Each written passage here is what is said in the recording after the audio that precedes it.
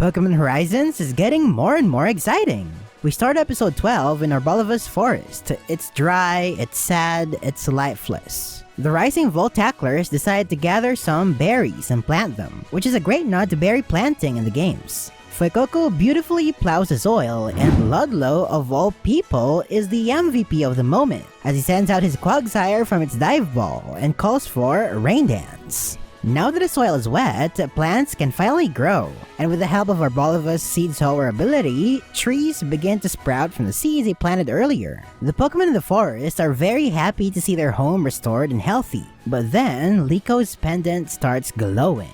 Terrapagus reveals itself to everyone. This is where the story goes full throttle, as Arboliva temporarily transports Liko and Roy to this misty world. A shadowy guy appears with a shadowy Arboliva, and he creepily tells them to hopefully find this mysterious world.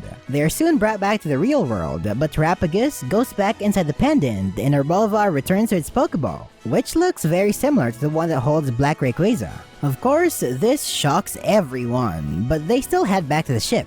Freed decides to read some books in the library to find some information about this. And he encounters Liko's mom in here, who happens to be his former teacher. The two start talking and Ruka tells him the story that her grandmother told her about the Black Rayquaza. Coincidentally, Roy and Liko come across Alex's book on this Black Rayquaza, and we see that it definitely has some sort of connection with the giant Arboliva. Soon after, Ruka's Quackability tells them that Liko's grandma isn't Galar, so she's alive after all. With that, the gang sets their sights on their next destination, the Galar region.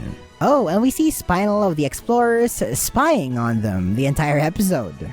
First of all, I think this episode was written masterfully. It started out slow and lighthearted, and I'm really happy that Ludlow finally has his moment, showing that he's a smart and competent Pokemon trainer. And after Terrapagus showed up, the plot just got insane. The episode instantly became filled with mystery, which made the characters and viewers come up with some theories in their heads on what's to come in Pokemon Horizons. Oh, and Ludlow finally joins them in their group handshake, signaling that he's probably gonna be more present in their future expeditions. Dot, though, is still in a room.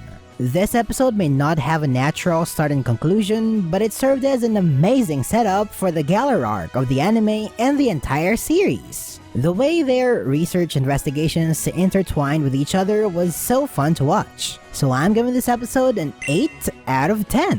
The next episode of Horizons looks amazing. Freed is gonna terrestrialize his Charizard, and it's likely gonna have the Dragon Terra type.